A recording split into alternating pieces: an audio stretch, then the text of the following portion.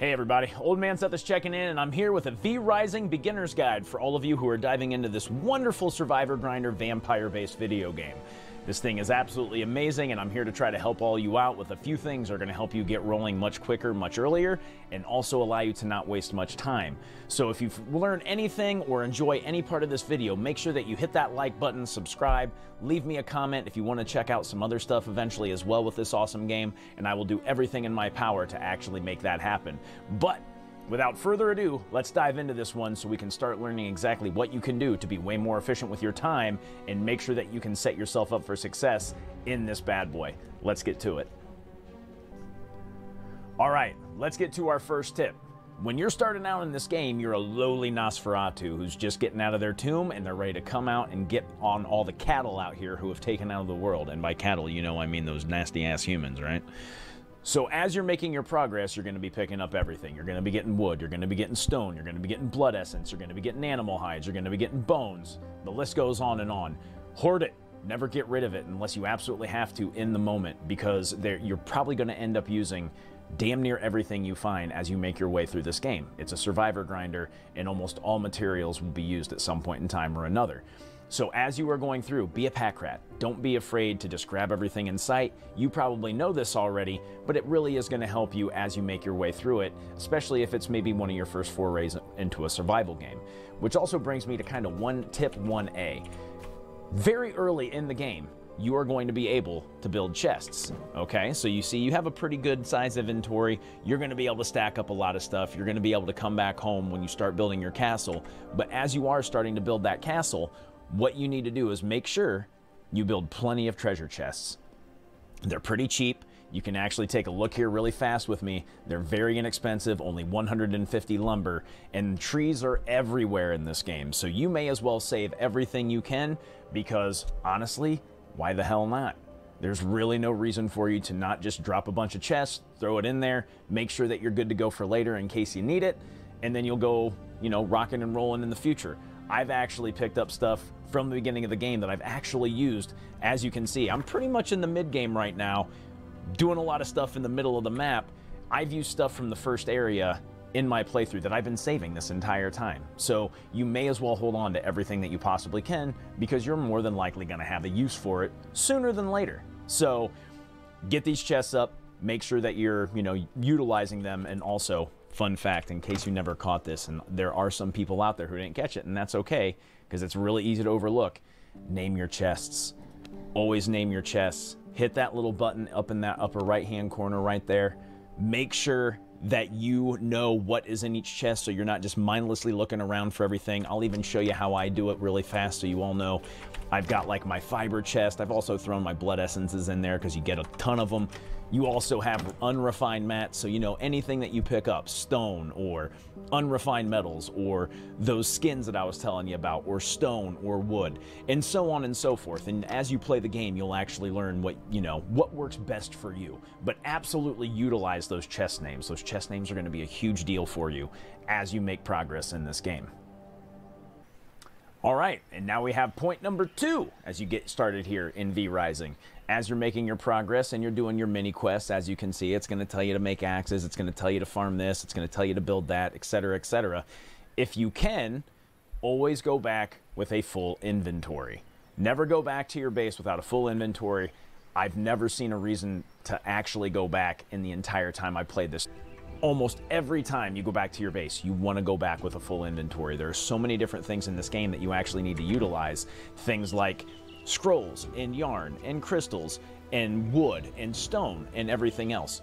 You're always going to have a use for most of this stuff. So if possible, as you're running around with your vampire, you're collecting things, chop down some trees on the way. One of the great things about this game, all of these things will end up coming back sooner than later. The respawn rate on all of the different resources that you will need on this game is really, really, really, really fast. So don't ever go back without a full load. You're going to end up using it, I promise, in some shape, way, or form, unless you're completely maxed out, you've gotten really far into the game, and maybe at that point in time. But in the early part of this game, always knock something down. Get yourself some extra inventory if you know you're heading back to the castle anyway, if you want to upgrade on an item. or you have a new technology that you actually want to use, and the only way to use it is to go back to the castle so you can build it or so you can make it, just go back with a full load. Really no reason to not go back with that full load, because you're, like I said, you're going to use it at some point in time in this game. So that is tip number 2 as you continue your progress here in V Rising. And now we have tip number 3, which actually is a little bit late for what we've already discussed, but just keep this one in mind as you're starting out in this game. When you begin in V Rising, I'm going to go ahead and minimize myself so you can see what's happening. When you start this game, you're going to pop up about right here, or you're going to pop up right about over here at this other vampire waygate. These are the 2 different spawn points the game actually allows you to go. Now, your first inclination is going to be, all right, I want to jump on all these quests they're giving me. As you can see, those ones in the upper left, it's going to tell you to build a casket. It's going to tell you to build a castle heart. It's going to tell you to start building a wall around your castle so that you're safe. But if you can, and I know that this is going to be kind of hard as a beginner player, but I've done it with a different character. I know it's possible. When you start, try to make your way up here into the middle area and see if you can't find a really nice spot to actually build your castle, especially if you're solo. A lot of what I'm telling everyone right now is that if you're playing this game solo, these are going to be some of the things that you're going to want to do. I found a really nice spot over here. This is my second castle. My first one I built down here, and as you can see, with the sheer size of this map, I would have been running all the way across a lot of this map. Now, if you're using the base settings of the game, there are ways to actually make it so that you can use these teleporters and actually take materials. Most materials can't go through those. Most of the things that your vampire is going to go out and want to collect and bring back to its castle, you're not going to be able to do that unless you went into the settings to change those. So making a nice centrally located castle is just going to serve you in the long run and make you take a lot less time. Putting it relatively close to one of these other vampire waygates is probably the way you're going to want to do it, because when you die, you usually have to spawn at one of those. So after you've respawned at one of those, you'll have very, very, very quick access to wherever your castle is. I would actually suggest probably somewhere right here, maybe potentially right here, where I have my current castle. This spot looks pretty ripe for the picking as well. You could even potentially put one over here. I actually explored this area a little while ago, and that one looked like it was a pretty good candidate for a place to put a castle. So again, it's going to give you a nice central location to get to wherever you want. It's pretty close to the Starlight Hills, close to the Hollowed Mountains, obviously close to Farbane Woods. You're in the middle of Dunley Farms. The only downside is maybe it's going to take a little bit of time to get to the Cursed Forest, but if you can put yourself in a very central location right away in this game, it's just going to save you time, effort, and a pain in the butt way later on as you make progress through it. So keep that in mind. After you're being a pack rat, after you actually learn to make sure you go back with a full inventory, try to get your castle somewhere up here. Like I said, it's just going to be way, way easier for you in the long run, and it's going to take a lot off of your plate in terms of running around this very, very, very large map. Now then, tip number 4.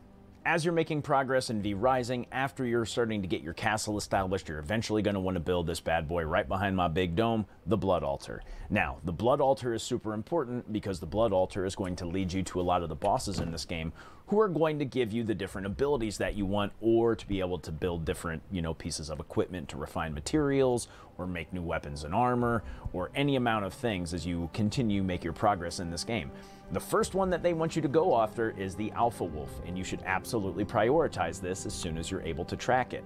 Now, it doesn't matter where you ended up deciding to start your castle. You could have said, screw this guy, I'm not going to build my castle up here in the middle, I'm going to start it down here. That's fine. Wherever you decide to make your castle, make sure that you go after this Alpha Wolf. The Alpha Wolf will be somewhere down here in the southern part of Farbane Woods, and you'll be able to get it relatively quickly no matter where you put this castle. It's pretty low HP, doesn't really put up that much of a fight. You should be able to get after it. Now we're going to talk about why it's so important to prioritize this relatively early and relatively soon, because you don't want to go out and just start farming more materials. You don't want to just go out and start wasting all that time, because this thing is just going to help you do all of that. That's why you want to go after it so quickly. So I'm going to illustrate to you why you want to get the Alpha Wolf so fast. What we're going to do is we're going to walk right up here by my imprisoned person, and look forward to this, everybody. This is a really fun part of the game when you finally get to mid-game. So as a regular vampire, we're going to walk from the prison all the way over to the far wall, and we're going to figure out why this wolf form is so important. So it takes us 1, 2, 3, 4, 5, almost 6 seconds to actually get up there, right? So what the alpha wolf is going to do is it's going to give you the wolf form. So when you transform into wolf form, you're going to see exactly how much this is going to help you as you make progress. 1, 2, 3, 4. So you can see right there, it almost shaves 2 seconds off of getting from point A to point B, even in just that one straight line. This is why prioritizing the alpha wolf is so important as you're starting this game. It gives you extra speed. And if you don't want to waste time, if you're trying to do things faster, you may only have so much time to play this game in one sitting, right? So this is going to allow you to do everything much faster. It'll get you around quicker. It'll allow you to find shade when you're in the sun faster. The sun is now rising. You're going to just be able to get around faster. And travel in this game and moving quicker is just a huge premium. So make sure that you prioritize this one really, really early in the game. And honestly, this is going to kind of lead us into point number 5, and I'm going to show you that one here in just a second. Now, as promised, point number 5, another thing that's going to help you expedite your process of making progress in this game. One of the reasons that I told you all to possibly want to start your castle up in the middle part of the map is because it's also going to give you access to one of the other things that's going to help you quite a bit. Now, wolf form is going to help you in a pinch no matter what, no matter how far along you are in the game. But one of the other most important things that you can do really early in this game, find yourself a horse. Why is a horse so important? Because the horse is the fastest way for you to travel around in this game. So I'm going to show you right now what you need to do when you actually want to do that. So since I have this nice, lovely, centrally located castle, you can see I already have myself a horse by that horseshoe right there. When you're up in the middle of the map and we're sitting around Dunley Farmlands, you're going to see all these other places, right? So what you're going to want to do is you're going to want to find one of these farms, or you could also find yourself a militia encampment, which will actually provide horses as well.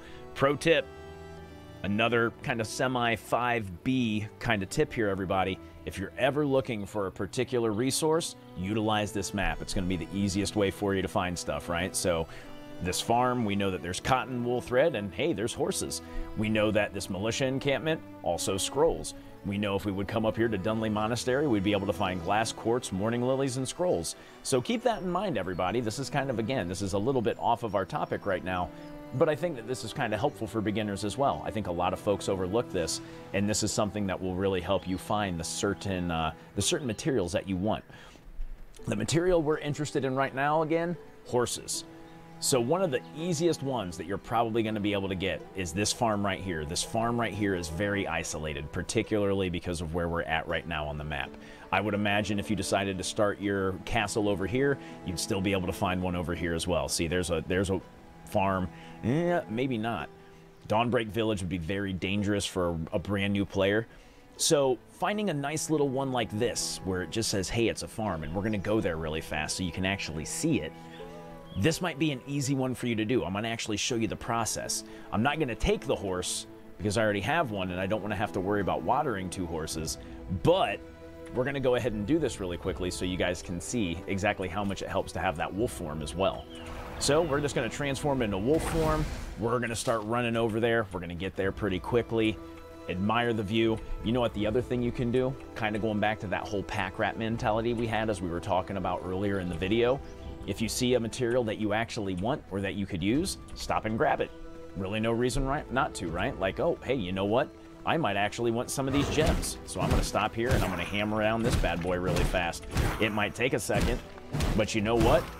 When it comes to these games, you're probably going to end up using all these things anyway. You just got to make sure you don't get... Just got to make sure that we're not going to get attacked by the local constabulary. Oh no, they're after us. Run! Turn into wolf form. Easy does it. No problem at all. Run away. See? No problem at all. Wolf form gets you out of every problem, no matter what.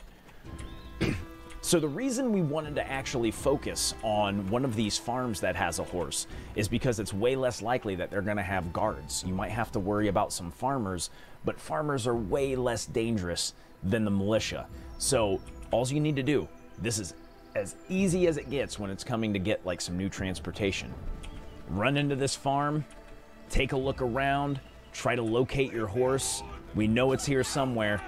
Aha, there's a cow. That's not what we wanted. Where's the horse? Aha, we found horses. And it's literally that easy, everybody. All you need to do is get out of your wolf form, get up there, hold down the F button until you mount it, turn around and get out of dodge. Run for your lives, and it's going to be pretty simple. And I'm actually going to show you how to run for your lives as soon as you're on that horse here in just one moment. So here we are. We got our horse. I went back to my castle. I grabbed my horse so you can see exactly what's going on.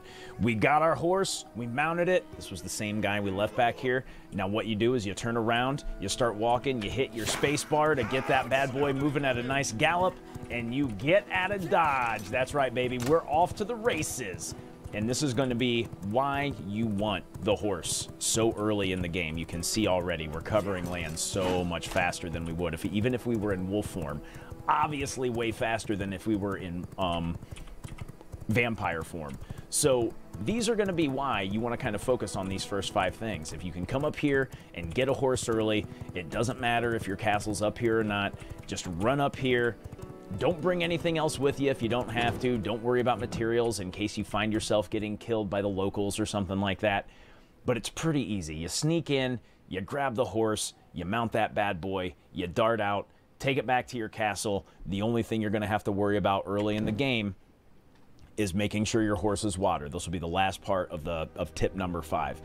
You're going to be killing a lot of humans anyway. They're going to be dropping water. Pick up the water. Most of the water is going to go to the horses. You can actually find it almost anywhere. You can also make your own water skins and fill them up at water holes. It's pretty easy, but you got to make sure your horses stay watered. If they don't stay watered, they will die on you. And then, of course, you'll have to go find a new one. But hey, you're a vampire. You can do that. It's not really that hard. And there you have it, folks. 5 beginner's tips for anyone who starts into V Rising. All of these tips are going to help you out as you make your way through this game. They're going to help expedite the process of getting from point A to point B, as you can see with the last couple. And hopefully it's going to help you have a lot less headaches as you make your progress through this game.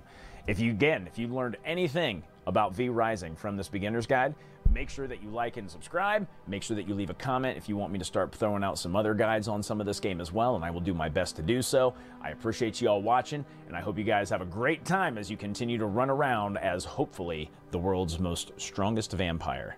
Enjoy, guys. See you soon.